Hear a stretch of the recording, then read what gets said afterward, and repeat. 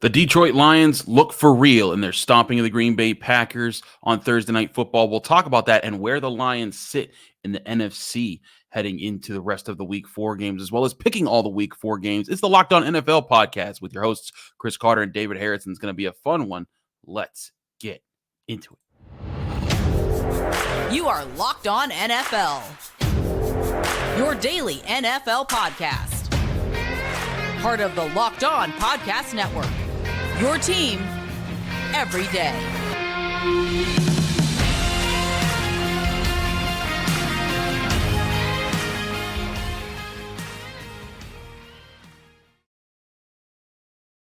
Hello and welcome to the Friday edition of the Locked On NFL podcast. We are your hosts, Chris Carter and David Harrison, breaking things down on this Friday after the Thursday Night Football. The Detroit Lions got the win. We'll talk about that game and the Detroit Lions a little bit more, but before we do any of that, got to remind you that this show is sponsored by Game Time. Download the Game Time app, create an account, and use code LOCKEDONNFL for $20 off your first purchase. Last-minute tickets, lowest price, guaranteed. More on them later. David, going into this game, the Packers were riding a bit of a high. They had a 17-point comeback last week against the New Orleans Saints. A lot of things were feeling good. They were coming into town. They wanted to erase what had happened to them at the end of last season, where the Lions eliminated from the playoffs in their home field. But the Detroit Lions had other plans. They win 34-20 in dominating fashion. It didn't even feel that close, honestly, as this game went on. David Montgomery, 32 carries, 121 yards, 3 touchdowns, allows Jared Goff to kind of just be Jared Goff with just 19 of 28 for 210 yards, a touchdown and an interception. And the Lions defense getting after it, kind of abusing. The Lions owned the line of scrimmage on both sides of the ball, David. And that to me was the most impressive part of this. Yeah, no, absolutely. I mean, the Detroit Lions, after they beat the Kansas City Chiefs, a lot of people kind of were talking about, the Chiefs didn't have this guy, they didn't have that guy. And that certainly, was something that's real, or something that definitely deserved to be talked about. But I know we still came out of it. We talked about that game after that happened. I think we still came out of it thinking the Detroit Lions were definitely the team that could potentially take charge of this division and make a case to become the division champion this year, which I think would be an impressive turnaround considering where they were just a few years ago. And beating the teams that have been at the top of the division is part of that equation, right? You've got to do that if you're going to be the champions of this division. You've got to beat the Packers. You've got to beat the Vikings. So the Detroit Lions taking one more important. And I know it hasn't really been a problem to do it anyway, but in the context of this season, you still have to go out there and do it. And you still have to do it in recent terms versus, the passes. Those wins obviously don't carry over. So a big win for them and certainly a confidence booster taking them into the rest of their schedule. I had thought that it was a crazy feat for the Detroit Lions to be able to win back-to-back times in Lambeau Field. I have friends that are Lions fans, and I've watched so many Lions games with them, and they're just like, Chris, we just get ready. Like the year that Aaron Rodgers hit that Hail Mary, I was watching with one of them, and I was like, you guys are about to win, and they're like, nope, we're about to mess it up. Here it comes. And then they caught it, and they were like, and they weren't even surprised. They were like, yep, that's Detroit. That's what we do. That's how and I was just like, dang. That is sad. That is depressing. But this has got to feel good for Lions fans. It's got to feel good for the Lions too. I mean, Aiden Hutchinson even talked about it after the game. He's like, I grew up a Lions fan watching Aaron Rodgers kick our butt every single week. And it was just, that's crazy. That is a crazy thing to think about. But now they have won back-to-back times in Green Bay, which sounds crazy, but this also happened, crazy enough, in 2017 and 2018. But before that, it hadn't happened since 1991 and 1990. I'm impressed by them in turning the tide. But now I think it's time to legitimately talk about them. They're 3-1. They've had some impressive wins, the Chiefs and the Packers among them. Where do the Lions sit in the NFC right now, David? Yeah, that is an interesting question because, if you go black and white statistics, right? I mean, the Detroit Lions are the number 3 seed right now in the NFL or in the NFC because they're a division leader and they're behind the Eagles, behind the 49ers. And I think, honestly, to me, that kind of is where I think that they really are. The Dallas Cowboys are an interesting conversation. I think, you put them behind the Niners, you put them behind the Eagles right now. I think you have to. But then you have the Dallas Cowboys, and I think that's really where the tipping point comes. Do you have them ahead of the Cowboys? Do you have them behind the Cowboys? I would say in the area of toughness, like which team is the more physical, the tougher competition you're going to face, I would probably say the Lions. Which roster is more talented from top to bottom? I think you probably go Cowboys. I think the Yeah. quarterback position is a big part of that. But, if you put the Lions and the Cowboys on the field together 10 times in one season, I don't know that thing doesn't come out 5-5, maybe 6-4, one or the other way. So really, if you were to make a case for them to be above or right below the Cowboys, I think you could kind of make a case for either one of those. But I think that's basically where they are, is either the third or fourth best team so far in the NFC, with still a lot to prove. But you sticking to the black and white, they've got the Bucks coming up, they've got the Raiders coming up, they've got the Ravens, which is obviously a tough matchup, and then they've got the Panthers coming up next week. So out of those next 4 games, this is a 3-1 team. Out of those next 4 games, they should be 6-2, right? Just looking from a performance standpoint, they should be 6-2. Worst case scenario, 5-3, maybe even 7-1. That's a crazy thing to think Yeah. with the Detroit Lions being that high up. And listen, the game's still got to be played. It's the NFL. Right. There's no such thing as a trap game because everybody can get everybody. The Cardinals showed that against the Cowboys just last week. But at the same time, you do have to be excited about what you're seeing in Detroit. Even as a casual observer, it's just like it's fun to see the little guy come up and start smacking people. And you're like, okay, like, go ahead, Detroit. We see you. It's so cold in the D. I'm impressed by it. I think that they're controlling the line of scrimmage on both sides of the ball. That can win you a lot of football games. That kind of stuff travels, as we saw against Green Bay, and that can make you competitive. And then, like, again, we look at this NFC, the Niners, I think, are still the clear top guys, just the first early part of the season. The Eagles are right up there with them. But there's a void right underneath those two guys right there. And the Cowboys look like they might be that team, and they lost Trayvon Diggs and then subsequently lost to the Cardinals. But the Packers, maybe they could have been that. And we're starting to think, okay, the way they played the Saints, they came back against the Saints, but the way the Lions just put a whooping on the Packers at their home field, I do think the Lions are in that number 3 spot right now, legitimately. And again, it's early. It's like power rankings. They don't matter. Yeah. Like, we're just talking about where they are. But like, as far as an impressive standpoint, like the Lions, the way that they control the line of scrimmage, I'd love to see this team go up against the Eagles in the playoffs. Like, I'd love to see those two teams just have at it. And because those are the Eagles are a team that have a dominant offensive line, a dominant defensive line. That's going to be a physical game. It's going to be won by the team that's able to control that line of scrimmage better. The Niners are another team I think would be very interesting of a matchup for them. So really good stuff there on the part of the Lions in their win over the Green Bay Packers. Real quick thoughts on the Green Bay on the Packers here, David. Where's their standing in all this? Where does Jordan Love sit? As far as your eyes, is this a season that you think that they're going to be able to be competitive and they'll be one of those playoff teams at the end can maybe sneak some people? I mean, yeah, they're a scrappy team, and I think that they've got some players coming back. They're starting to get healthy. Christian Watson, 2 catches on the night and a touchdown.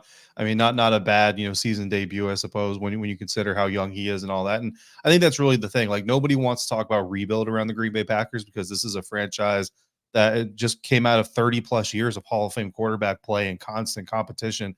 Every single year they're in the playoff race, they're in the championship conversation. So nobody wants to talk rebuild, but really, I mean, again, your veteran player on the offense is Aaron Jones. You know what I mean? And he's good, he's fine, but we've seen it around the NFL. Running backs can only do so much on their own. They need a lot of other pieces around them, or at least they need adequate pieces. Or like David Montgomery didn't do 121 yards worth of damage on the ground by himself. Taylor Decker and some of those guys had something to do with that effort today. So I really think the Packers are kind of a middle of the road team right now. Jordan Love is a middle of the road quarterback, but they certainly have potential to develop as the season goes.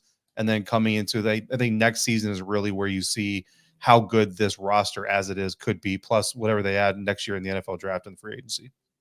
I hear you on that. There's a lot to be decided here in the NFC North and what's going to happen with this Packers team moving forward with the veterans that they have. But we got to get to all the NFL games. There's a lot of action coming this weekend with a lot of big games. There's some really big games coming up with some huge matchups with especially divisional opponents, just like we saw on Thursday night. We'll get to all those games and our picks here on the Locked On NFL podcast. It's the Friday edition with Chris Carter and David Harrison. And stick with us because we got a lot more coming your way. But first, we got to remind you guys, this show is sponsored by DoorDash. DoorDash is the service that you've always known to bring you stuff, your favorite food from your favorite restaurants. But did you know that DoorDash also does groceries? If you're missing syrup for your favorite pancakes or your favorite coffee creamer, this is where DoorDash groceries delivery service can come in real handy. You get what you want, and when you need it. You've trusted DoorDash to deliver your restaurant favorites. Now you can get your grocery deliveries that actually delivers right to your front door the same exact way. If you want even more value, you can save on all your groceries and restaurant favorites with a $0 delivery fee that's eligible on all eligible orders with a Dash Pass membership. Get 50% off your first DoorDash order up to $20 in value when you use code LOCKEDONNFL at checkout. Limited time offer, terms and conditions apply. That's 50% off up to $20, no minimum subtotal, and zero delivery fees on your first order when you download the DoorDash app in the App Store and enter code LOCKEDONNFL, all lowercase, all one word. Don't forget, that's code LOCKEDONNFL for 50% off your first order with DoorDash. We're also brought to you by Game Time, the number one place that you need to go to and buy tickets for your next favorite event. And that can be sporting events, if it's your favorite football game, basketball game, hockey game, baseball, concerts, comedy, whatever you can get tickets to. Game Time is going to help you find the tickets that you want. And they give you killer deals even on last-minute tickets, and they have a best price guarantee that cannot be beat. Just download the Game Time app to your phone right now, and it allows you to book tickets up to the last minute, even if you didn't plan out far in advance. They even let you book tickets an hour into your event if you're running behind and you still need tickets. And if you're stressing out and saying, I don't know if this is the right ticket for the right price, you can look in the Game Time app right away, and you can see, hey, that's the view from my seat. I can live with that. And they'll get you, again, great exclusive flash deals on tickets for all these different events. And the best price guarantee is literally the best price guarantee, because if you go out and you find somewhere else that has the tickets in the same section and row at the same event for less, Game Time will credit you 110% of the difference from those prices.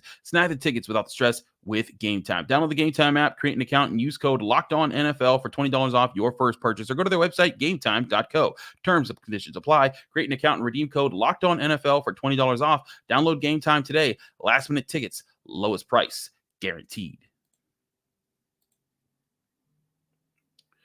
We're back here on the Friday edition of the Locked On NFL podcast. Chris Carter, David Harrison, breaking things down for you. David, let's get into these picks this week. There's some really good ones that are going to be really interesting here. Remember that all of the odds and ends that we give you are brought to us by our official sportsbook partner, FanDuel Sportsbook, the number one sportsbook in America.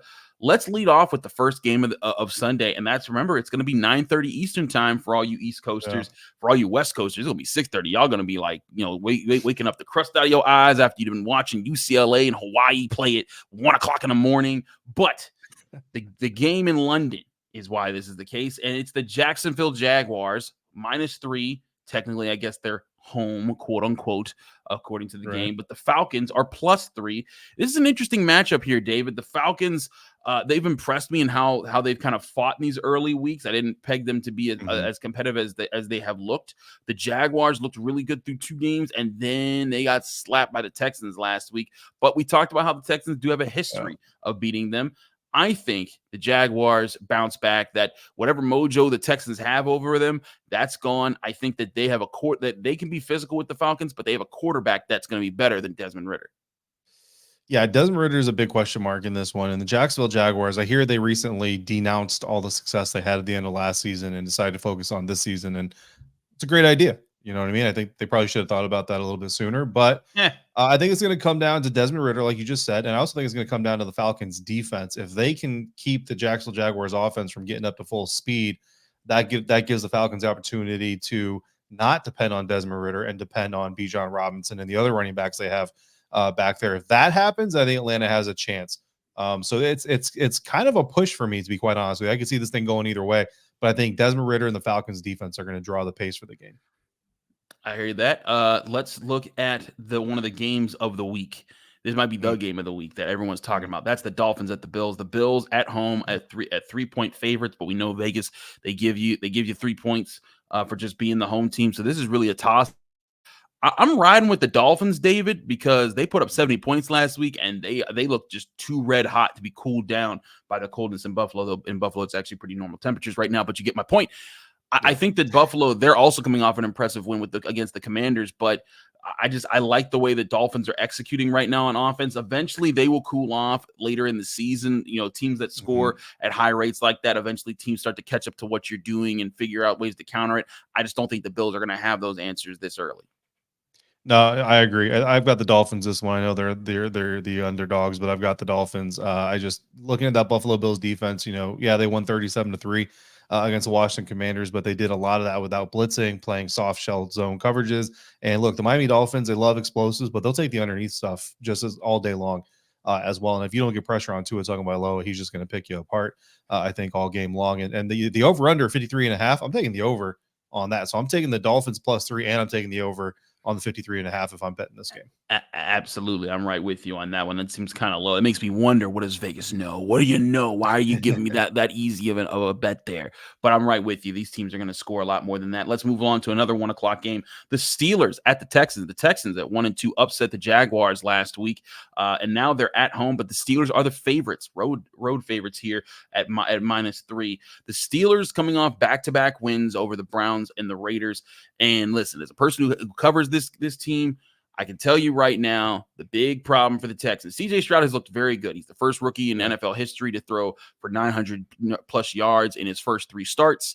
He has 4 touchdowns, no interceptions, but he has a big problem this week, and it is his offensive line is decimated. Not only are they missing their starting left tackle in Laremy Tunsil, they're missing their starting right tackle. They're missing their backup left tackle. They are going in with Kendrick Green, who was a backup who could not do anything right for the Steelers on the interior of the offensive line going into this season. Now he's starting at guard for them, and some people are even saying he's their best offensive lineman that will be going into this week healthy. That is a warning sign for the Steelers defense that loves to get after the quarterback. I'm taking the Steelers in this one simply because TJ Watt and Alex Highsmith are not going to let CJ Stroud breathe. Yeah, that's a big thing. Like the Houston Texans, CJ Stroud has had a very clean start to his career, and I'm super happy. As a Buckeye fan, I'm super happy to see it for him. But he also hasn't faced TJ Watt. He also hasn't faced Highsmith. He also hasn't faced Pittsburgh Steelers defense. I think he's going to get a lot of pressure this weekend, and I think he's going to throw at least 1 interception against the Steelers, and the Steelers are going to take this one.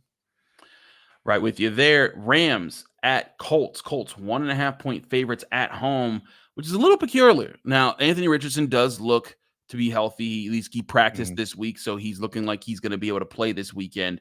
The Rams, they played the Niners tough. They were playing the Bengals tough until late.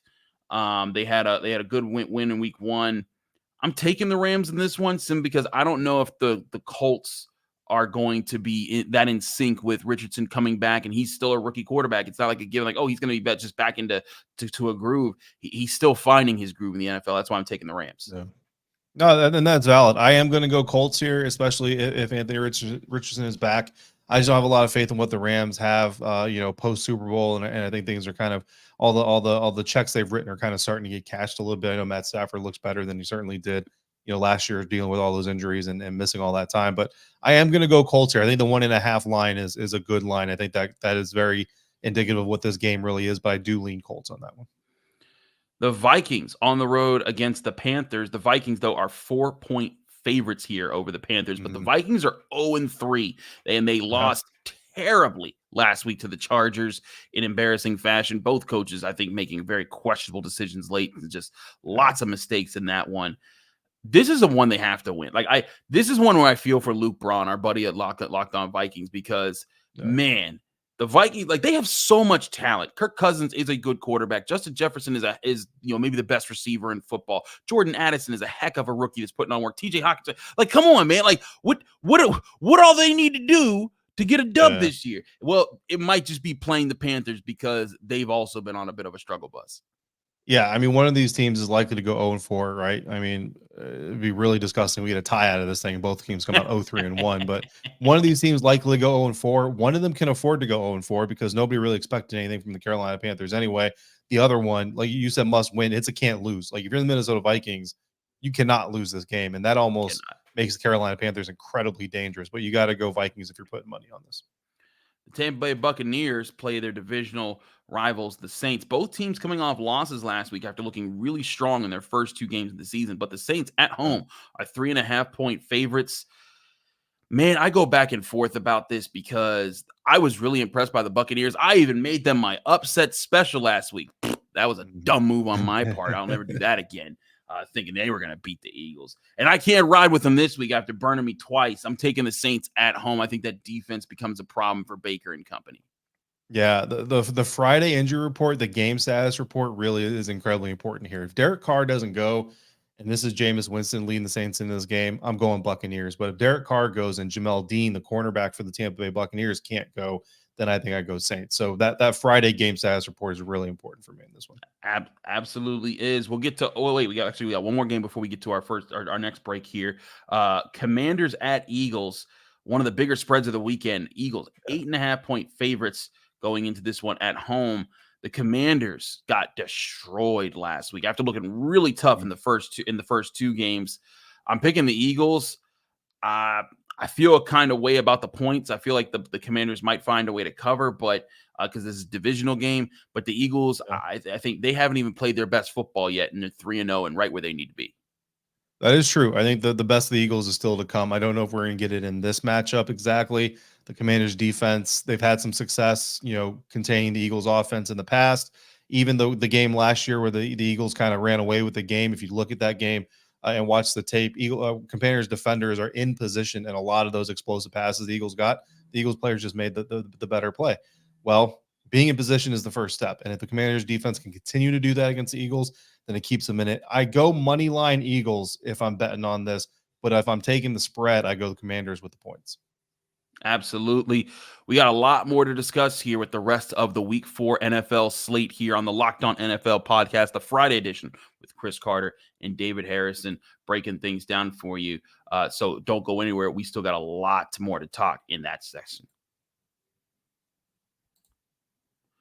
But first, before we do any of that, I want to remind you guys this show is also sponsored by eBay Motors. Our partners at eBay Motors have teamed up with Locked On Fantasy Football host Vinny Iyer to bring you some of the best fantasy picks each week all season long. Whether you're prepping for your key matchup or needing to hit the waiver wire, this is where Locked On NFL host, Locked On Fantasy Football host, Vinny Iyer is going to come up big with you with our partners at eBay Motors to find you the guaranteed fit for this week. And this week, your fantasy pick is Broncos running back Javonte Williams, gotten a healthy 48 opportunities in the first 3 games, but so far he's only managed 180 yards from scrimmage and 0 touchdowns during the team's 0-3 start. But expect that volume to finally convert into true fantasy production for Williams and the Broncos as they get ready to play the Bears defense in Chicago in Week 4. And the Bears have given up plenty of overall yardage and scoring juice to backs through the first 3 games, and Williams will be the latest to take advantage as a runner and an outlet receiver.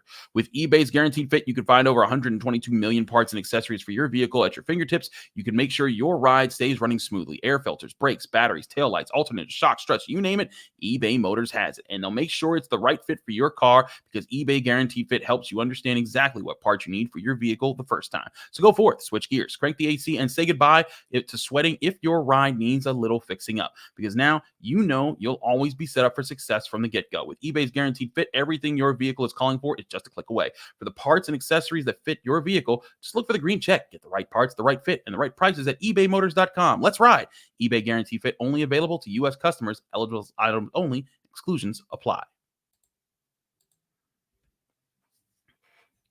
Back here on the Locked On NFL podcast, Chris Carter, David Harrison, breaking things down for you on the final games. It's time to get to the rest of our picks for the weekend, talking about all our games. Let's talk about the game that we just kind of mentioned there with the Broncos and the Bears. This is kind of the game that I'm scared to pick in either direction because both of these teams have just been terrible. The Broncos just got 70 points dropped on their head by the Dolphins. The Bears were just the butt of every joke as Taylor Swift, and the Chiefs were just kicking the snot out of them.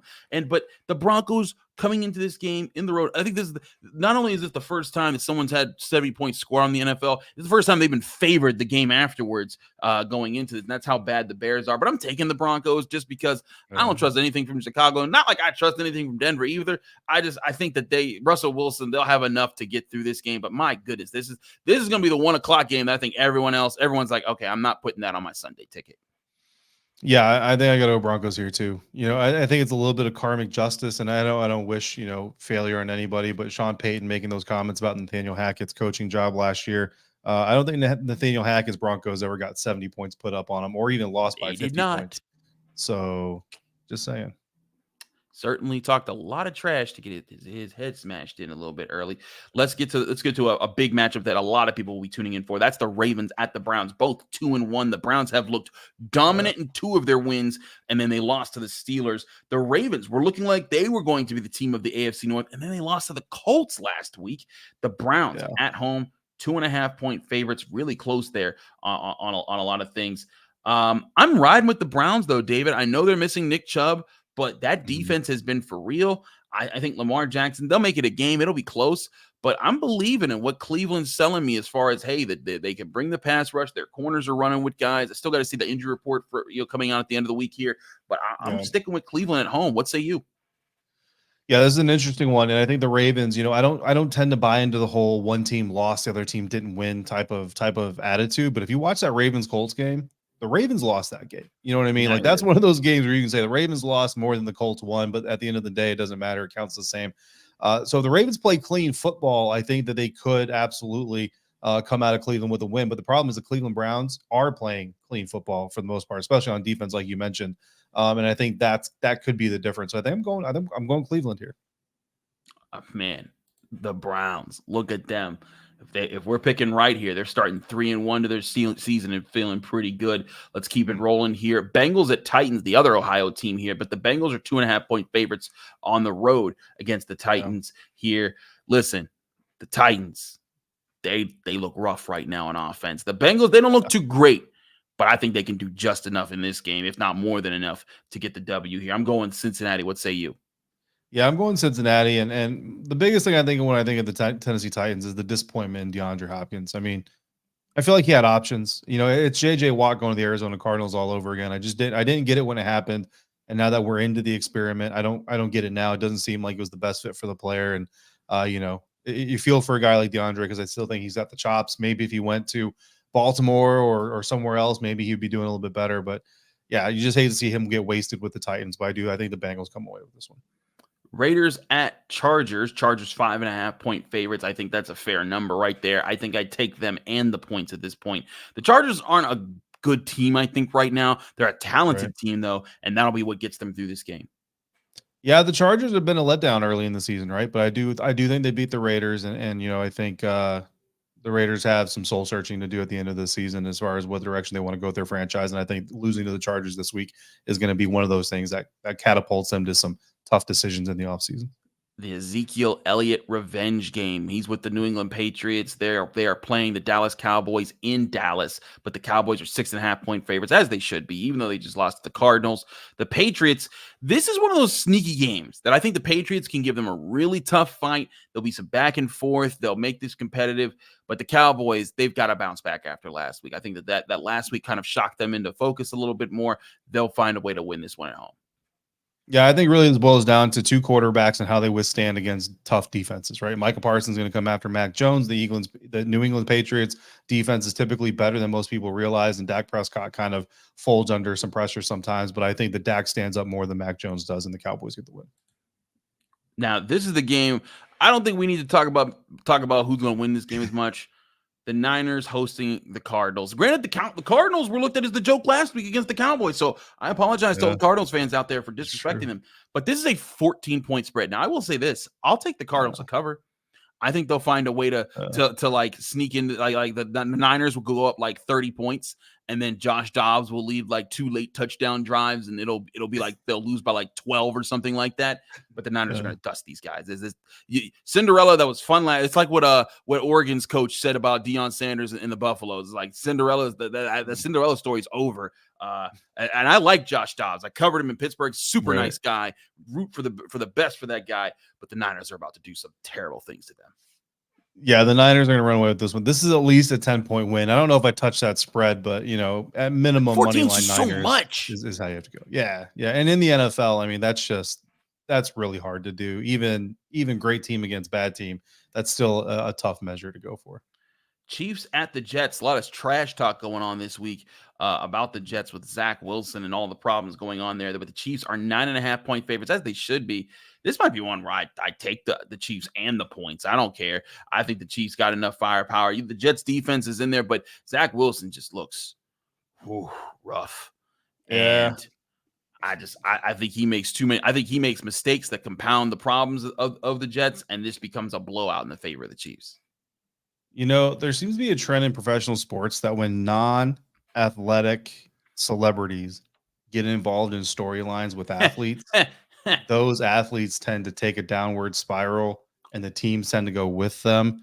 But there's also a trend in the NFL when overdrafted quarterbacks show you that they were extremely overdrafted. They tend to continue proving that narrative correct. I think that narrative wins out in this one, so I got the Chiefs winning this game. The unstoppable force versus the immovable object. Taylor Swift versus Zach Wilson's Disney Plus face. I'm right with you. I think. Listen. Taylor Swift, that is making the NFL money. The NFL is going to be like, Taylor, can you go to every game from now on? Can you do some tailgating? Because everyone's tuning into everything. Heck, the Kelsey podcast that they do are getting people to tune. They're getting questions just about what is a down, and I'm like, that's fantastic. Bring all the people to the NFL. They want more eyes. They want more rating. That I am going to be very curious about the ratings for that game, because I think the average NFL fan will look at that and say, like, you know what? I had enough fun watching NFL today. I don't need to see this beatdown. I'm going to go eat dinner and just watch a movie or something. But there's going to be a lot of people who are not huge football fans, but they're Taylor Swift fans. They're going to be like, we're watching this one. So that's going to be fun. You know what? I wonder if who sings the Sunday Night Football theme song? I can't remember her name. Carrie Underwood. Carrie Underwood.